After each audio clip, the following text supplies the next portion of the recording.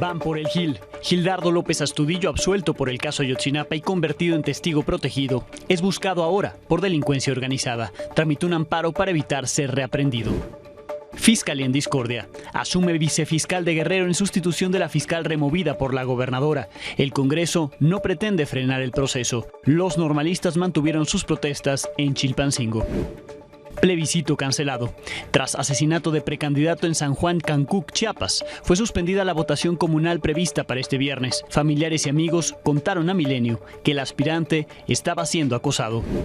Marino desaparecido.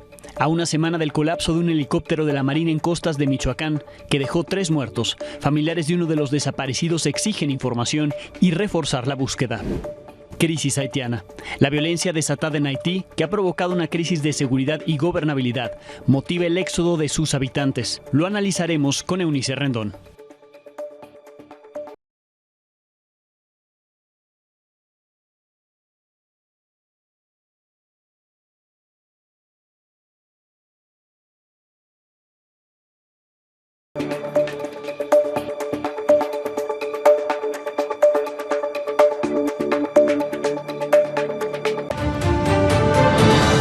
Buenas noches. Gildardo López Astudillo, el Gil, considerado uno de los líderes del grupo delictivo Guerreros Unidos, cuando ocurrió el secuestro y desaparición de los 43 estudiantes normalistas de Ayotzinapa, teme volver a ser detenido.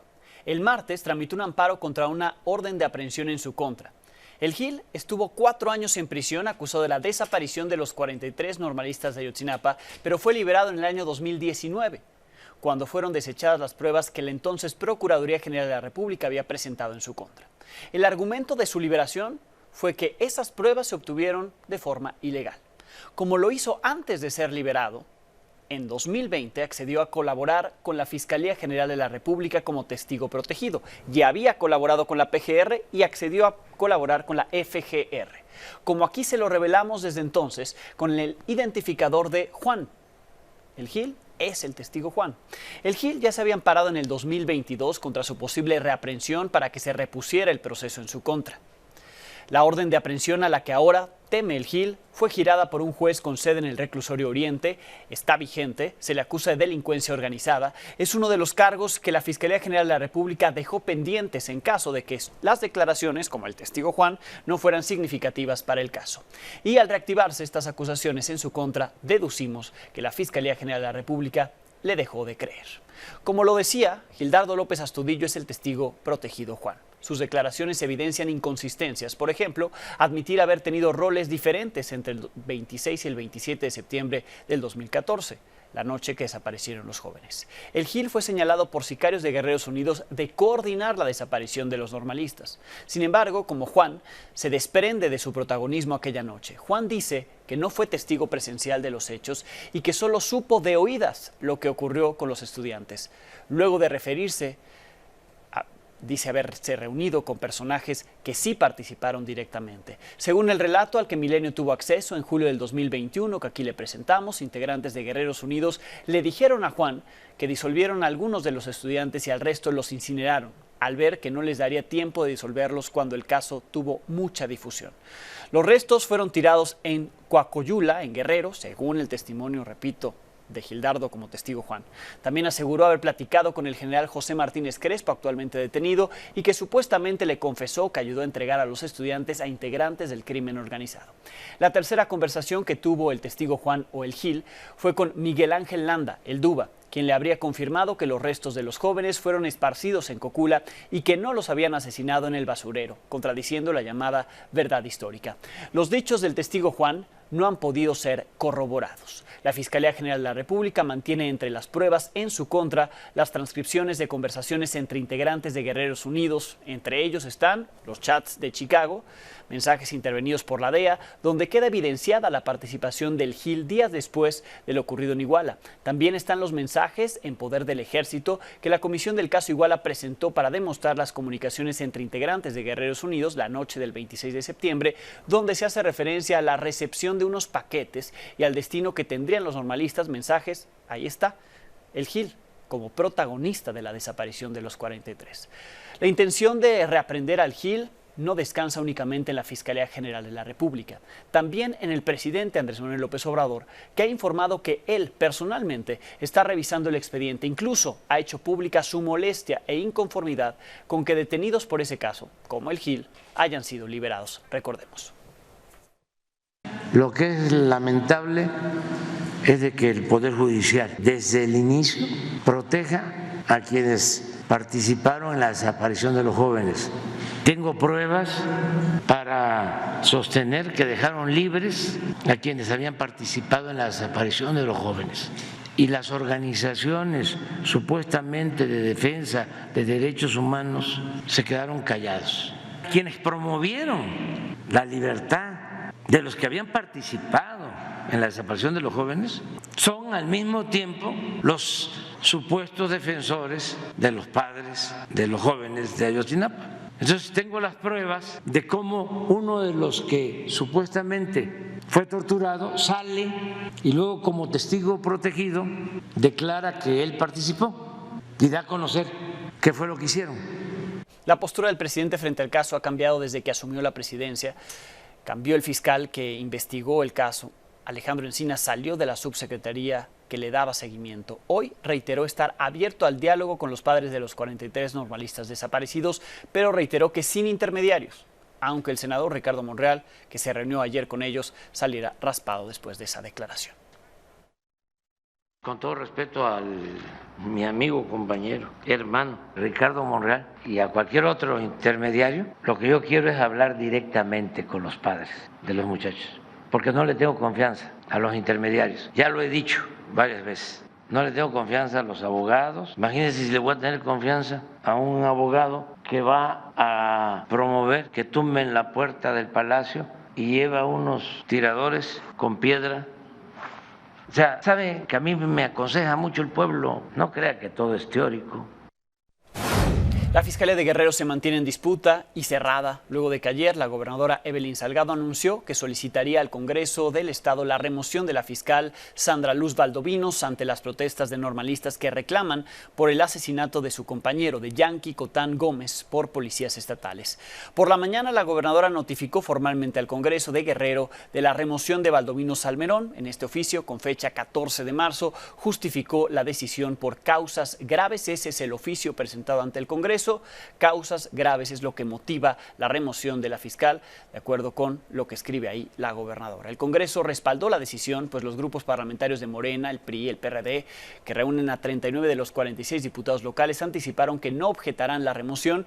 De acuerdo con la Constitución de Guerrero, la remoción de la fiscal puede ser objetada por 2/3 partes del Congreso hasta 10 días hábiles después de que se presente. Si no lo hace, se entenderá que no existe objeción y la remoción será efectiva. Mientras se realiza el nombramiento, el vicefiscal de investigación Gabriel Alejandro Hernández Mendoza asumió desde esta mañana las funciones de encargado de despacho de la Fiscalía Estatal. Por la mañana, el funcionario se presentó en la sesión de la Mesa de Coordinación para la Construcción de Paz, en la que participó también la gobernadora, la encargada de despacho de la Secretaría de Gobierno, Anacleta López. Mientras tanto, decenas de normalistas de Ayotzinapa se manifestaron afuera del Congreso de Guerrero, en Chilpancingo, exigieron ahí la destitución de la fiscal del Estado. Los estudiantes solo lanzaron consignas en contra de las autoridades, realizaron pintas. Después se retiraron en al menos 5 camiones de pasajeros que tomaron rumbo a la Normal Rural Raúl Isidro Burgos. Mañana, sábado, se prevé una mega marcha que partirá del mercado de Chilpancingo hasta el hotel de Petatlán, donde fue asesinado su compañero Yanqui Cotán Gómez. Sobre estos cambios en Guerrero, esta mañana el presidente López Obrador expresó su respaldo a la gobernadora Evelyn Salgado, reiteró que cuenta con todo su apoyo. Gobernadora, y nosotros la apoyamos, a la gobernadora de Guerrero, que no está sola, tomó la decisión de quitar al secretario de Seguridad y al secretario de Gobierno. Y también están solicitando que el Congreso, de conformidad con la Constitución, lleve a cabo el cambio de la fiscal estatal, porque en este gobierno no hay relaciones de complicidad con nadie. De un caso del que ninguna autoridad se ha pronunciado es lo que le presenté aquí el miércoles. El caso de Luis Enrique, un chofer de transporte público de Acapulco, Guerrero, asesinado por policías estatales. En entrevista con Milenio, Álvaro Bracamontes, el presidente de la coordinación del Frente de Transportistas del Estado de Guerrero, denunció que son víctimas constantes de abusos por parte de la corporación. Anunció que seguirán con sus protestas. El lunes, por ejemplo, en pleno puente vacacional, podrían parar 2.500 de sus unidades de transporte público. Piden que las autoridades apoyen a la viuda e hija de Luis Enrique. Lo mataron a golpes los policías, es lo que denuncian los transportistas de Acapulco. La Policía Estatal siempre entra a aquella área, a la zona poniente, me amedrenta choferes, me los golpea, me les quita teléfonos, me les quita cartera, me les tumba dinero. Entran a robar. Insisto, tenemos videos donde ellos pues persiguen pues a los transportistas. Pues ya no aguantamos. Dedica en el área de nosotros, nomás extorsionarnos, a maltratarnos, a golpearnos, donde usan todo tipo de fuerza bruta. Se van a tomar cartas en el asunto si el gobierno no pone de su parte, y tenemos una viuda y una niña huérfana gracias a esos policías. Habitantes del municipio de Tecpan de Galeana, también en Guerrero, fueron atacados con drones cargados con explosivos por integrantes de la familia michoacana. En la comunidad del Porvenir, una escuela primaria y una iglesia tuvieron daños. Los hechos ocurrieron el miércoles. Las autoridades del comisariado ejidal solicitaron la presencia de militares para reforzar la seguridad en la zona. Apenas en el mes de diciembre, habitantes del municipio vecino de Petatlán denunciaron ataques con drones. También denunciaron cobro de extorsiones. Se les prometió reforzar la seguridad, pero como vemos, no han habido resultados en la zona. En Chiapas fue encontrado el cuerpo de un maestro identificado como Domingo. Lo encontraron en su vehículo sobre el tramo carretero Yajalón-Tila. Autoridades trasladaron el cuerpo al Panteón Municipal de Ocosingo. Ahí le efectuarán la necropsia de ley. Hasta ahora no hay personas detenidas. Horas más tarde, pobladores señalaron que otros 3 maestros que iban hacia el municipio de Tila fueron agredidos. 2 de ellos lograron escapar. Uno fue privado de su libertad. Se desconoce hasta ahora dónde se encuentra ese maestro. Uno entonces secuestrado, el otro fue asesinado y uno más logró sobrevivir. A más de 24 horas del asesinato de Diego Pérez, precandidato a la presidencia municipal de San Juan Cancuc, no hay detenidos. Milenio conversó con sus familiares, con sus amigos, narraron lo que ocurrió y advirtieron que sí, lo habían acosado previamente. La historia es de Jonathan González. Voy a levantar la voz, no se vale, ¿sí? Aunque aún sea un precandidato, no se vale que lo hayan asesinado. Y yo responsabilizo a quien él mismo me contó, sí, que lo estuvo acosando, y es el presidente municipal de San Juan Cancuc. Diego Pérez Méndez, precandidato del PRI a la presidencia municipal de San Juan Cancuc, Chiapas, fue asesinado y presuntamente torturado la madrugada de este jueves cuando regresaba de Teopisca. Hombres armados le cerraron el paso, le dispararon, abordaron la camioneta en que viajaba y se lo llevaron. Luego fue hallado muerto y con huellas de tortura en Yalbanté. Me avisaron a las 3 de la mañana. A las 3 que tuvieron un accidente, que lo dispararon. Estuvimos marque y ya no entraban sus llamadas. Y salimos ahí temprano de nuestra casa y salimos a 5 de la mañana y llegamos aquí en el hospital. En el vehículo viajaban también su esposa Juana y su hijo Manuel, que hoy se debaten entre la vida y la muerte en el Hospital de las Culturas de San Cristóbal de las Casas. Pues mal, grave, no puede hablar muy bien. Un poco, porque no puede hablar muy bien, porque no puede respirar muy bien, que digamos. 3 balas, donde uno en su hombro y otro aquí y otro en su pecho. El presidente del PRI lamentó el crimen y afirmó que el país está sumido en una violencia que ha aumentado con el proceso electoral. Primero, todos ustedes saben que el país no va bien, México no va bien. Más del 60% de los municipios de este país no se puede transitar. Y no solo ello, que han arrebatado la paz y la tranquilidad a las y los mexicanos, a las y los chiapanecos. En Chiapas, hasta ahora, solo una precandidata a la gubernatura y un candidato al Senado han solicitado seguridad al INE. Los compañeros de la Guardia Nacional, que son chicas y chicos de la Guardia Nacional, nos están acompañando a donde vamos, me acompañan si voy a alguna reunión, ellos me acompañan, están aquí en la casa de campaña, a donde quiera que voy me están acompañando. De noviembre a la fecha, han habido 9 agresiones contra igual número de aspirantes a un puesto de elección popular y 3 perdieron la vida. Desde Chiapas, para Milenio Noticias, Jonathan González. Por cierto, esta tarde se tenía previsto que se realizara el plebiscito, evento en el que se elige al candidato del partido a la alcaldía de Cancún, pero los militantes del PRI lo suspendieron hasta nuevo aviso. No hay fecha para hacer la convocatoria y elegir al que será su candidato. Esto después de que mataron a uno de los aspirantes a esa candidatura. La Comisión Nacional de Derechos Humanos, que por lo visto tiene mucho tiempo libre, publicó un segundo informe sobre violencia política para la protección y defensa del derecho a la democracia.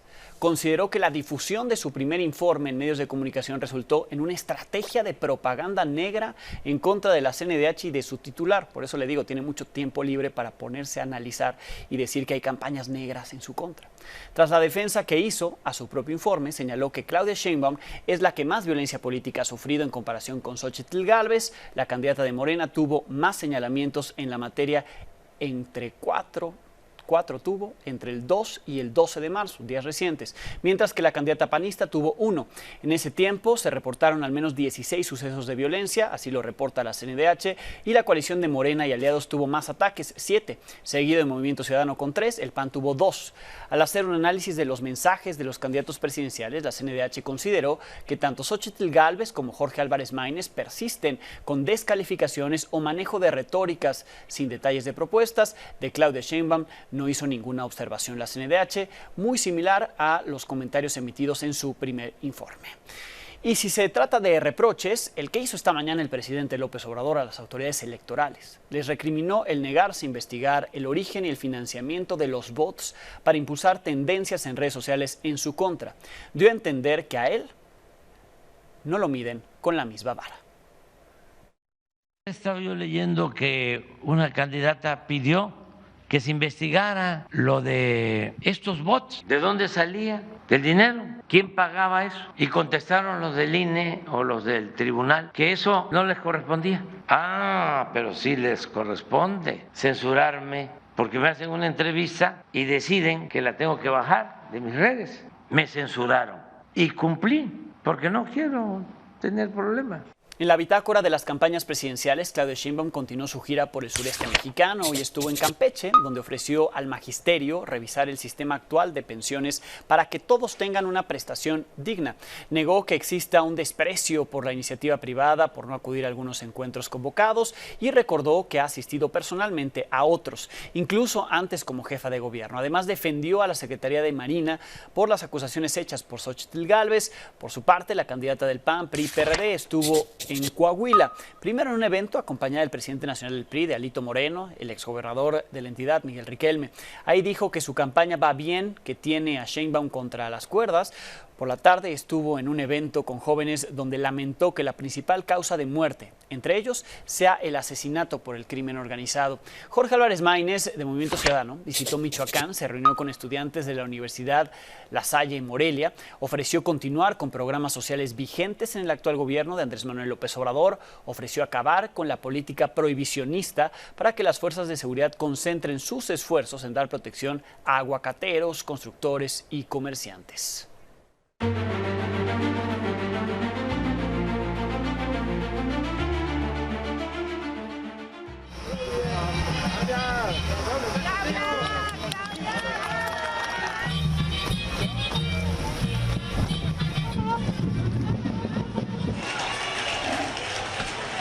Fuerte reconocimiento para la doctora Claudia Sheinbaum Pardo. Me parece una falta de respeto criticar una institución como la Marina. Primero, sin pruebas. Y segundo, yo creo que tanto la Marina como la Secretaría de la Defensa Nacional son instituciones muy reconocidas por el pueblo de México, también la Guardia Nacional. Y para poder criticar, en cualquier caso, pero en particular a estas instituciones, yo creo que hay que tener pruebas antes que nada, ¿no?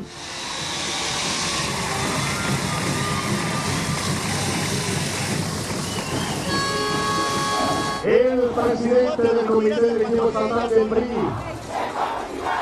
don Carlos Robles Lozano.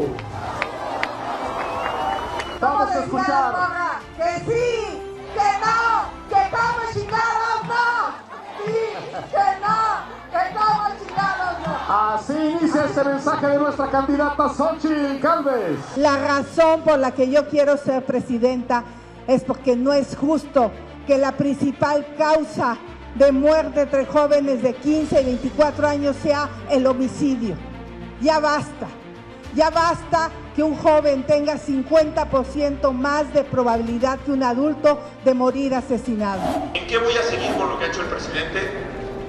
En darle voz a las personas, en dar derechos con programas sociales, pero extenderlos a grupos de población que no se ha hecho. ¿Qué también haría, como se ha hecho en este gobierno? El aumento a los salarios, darle su lugar a los estados más rezagados del país. En otra contienda, ayer le informé que la disputa por la Ciudad de México llegó hasta el metro. Se siguen echando la bolita. Hoy la alcaldía Benito Juárez respondió a las acusaciones del jefe de gobierno, Martí Batres, quien culpó al PAN y al llamado cártel inmobiliario por los daños que dejó la excavación de una obra en el túnel de la línea 12. En un comunicado, la demarcación Benito Juárez señaló que el gobierno capitalino es el que otorga los permisos para desarrollos inmobiliarios y fue la Secretaría de Desarrollo Urbano y Vivienda, SEDUVI, quien dio luz verde para aumentar los niveles de construcción en ese predio. La SEDUVI respondió que la alcaldía no conoce sus atribuciones y que fue la administración de Santiago Taboada, actual candidato a jefe de gobierno, quien autorizó esa obra. En una tarjeta informativa, la dependencia capitalina señaló que la obra se desarrolló por 10 meses sin que la alcaldía reportara anomalía alguna. Pero ahora los pendones son la nueva disputa entre los aspirantes a la jefatura de gobierno de la Ciudad de México. A través de distintos videos y recorridos realizados por Milenio, se aprecia cómo personas hacen el retiro total de pendones, ya sean de Santiago Taboada o de Clara Brugada, y ponen el del contrario. En algunos otros casos, los pendones permanecen en postes y estructuras viales. Ya están completamente alterados, muchos de ellos. De acuerdo con el artículo 14 de la Ley de Publicidad Exterior de la Ciudad de México, sí está permitido poner este tipo de publicidad, teniendo previamente una autorización, y lo pueden poner ahí en los postes de luz, es lo que se están disputando. El artículo 15 aclara que queda prohibida su instalación en postes de señalización vial y dispositivos de tránsito, es decir, ni en los semáforos ni donde haya señalización.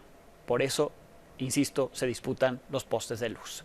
Tampoco se pueden poner en puentes peatonales, y sí, también se los están disputando y también los están poniendo ahí. Ahí está prohibido. La disputa ya llegó a los aspirantes al Senado. Vean cómo se subió al tema la candidata, ex delegada o alcaldesa de Cuauhtémoc, de Movimiento Ciudadano, Sandra Cuevas, también se metió a esta disputa que era entre Clara Brugada y Santiago Taboada. Pues así el numerito que armó Sandra Cuevas en Cuauhtémoc. Al no querer trabajar con él, ahora están utilizando a grupos delictivos de la Cuauhtémoc para agredir. Así como es el caso de esta señorita, de esta señora, que está su hijo, que la dejaron de esta forma. Y de ahora en adelante te lo digo, ni una propaganda tuya, ni una propaganda de un violentador de mujeres, y hazle como quieras. Y lo voy a encabezar yo el operativo, no queremos basura electoral.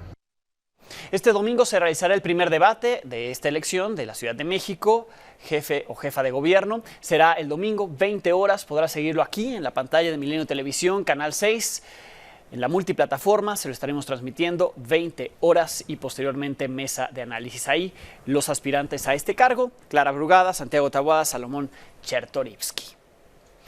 Se cumplieron las 2 primeras semanas de campañas y así como lo hicimos la semana pasada, esta no dejamos pasar lo que las y los candidatos hacen para atraer el voto, sin vergüenza ni miedo al ridículo.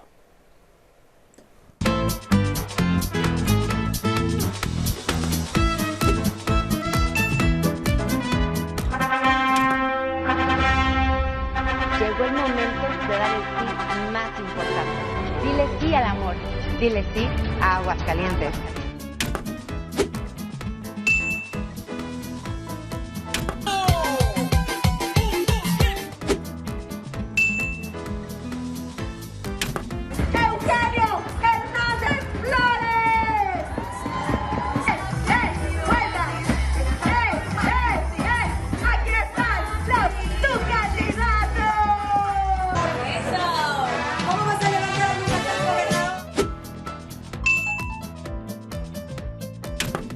¿Por qué estoy caminando de frente? Definitivamente no lo sé. Pero veo que todos los políticos lo hacen. Pero eso se acabó. Córtale. Hola, soy candidata y obvio hacemos pipí en la carretera. No, sí, eso no lo digo. Claro que sí. Hola, soy candidata y obvio me cambio de ropa en la camioneta. Sí, no. Sí, es verdad, ahí me cambio. En 2021 se empezaron muchísimos cambios. Desde el primer año, todavía ni siquiera presupuesto teníamos. Y Samuel ya le había dado cáncer a las mujeres y a los niños gratuito en todos los hospitales del estado.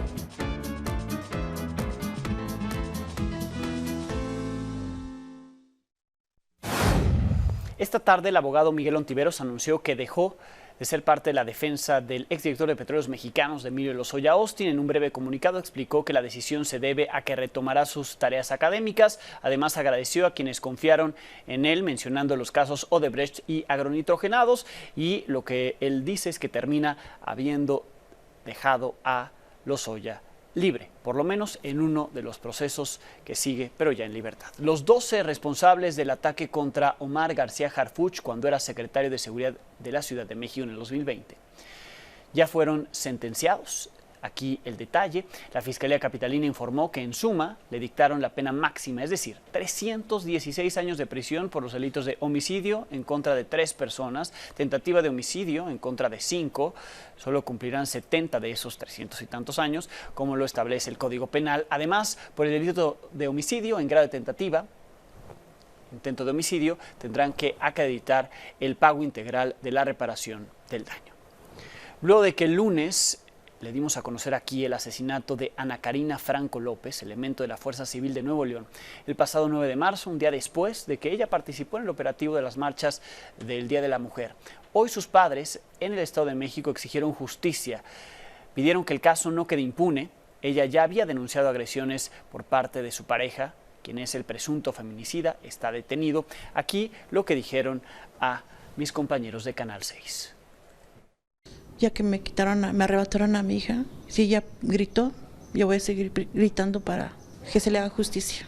El primer intento de homicidio que se le hizo, ya que la estranguló, afortunadamente se pudo ella defender, pero pues ya de ahí ya él había hecho ese intento. De que se haga justicia con mi hija y que esto no se quede impune. Hoy fue mi hija, mañana otras chicas.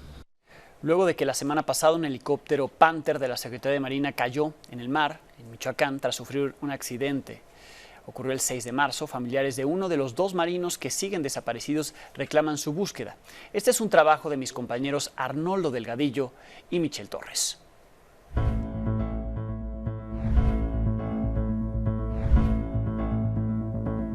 El 6 de marzo, un helicóptero Panther de la Secretaría de Marina sufrió un accidente segundos después de despegar de la patrulla oceánica de largo alcance ARM-101 Benito Juárez. La aeronave cayó al mar, 370 kilómetros al suroeste de Lázaro Cárdenas, Michoacán.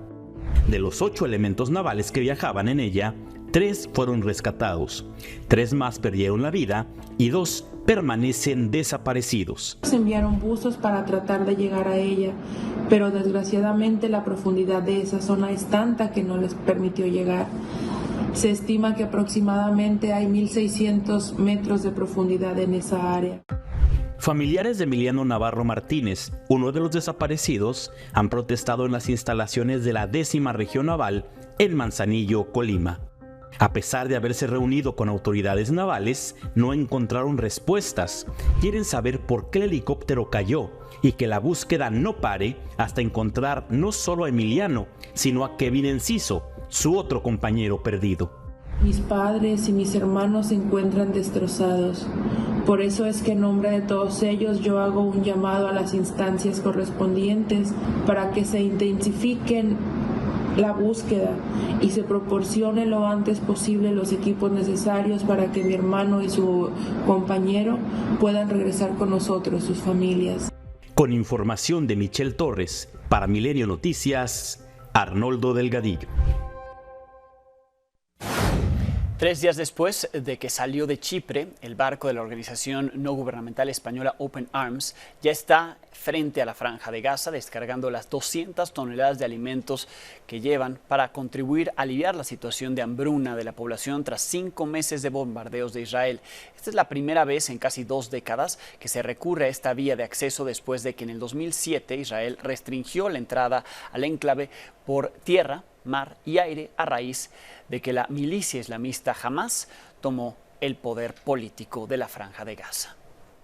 En Haití, partidos políticos y grupos sociales avanzan en la elección del Consejo Presidencial de Transición. La mayoría ya presentó los nombres de quienes serán los encargados de encontrar nuevos líderes para ese país en crisis. El principal líder pandillero de Puerto Príncipe, Jimmy Cheriser, alias Barbecue, amenazó de muerte a quienes sean elegidos y a sus familias. La nación caribeña está luchando por resolver una crisis política y social que ha desplazado a miles de personas a medida que las pandillas refuerzan su control sobre la capital Puerto Príncipe.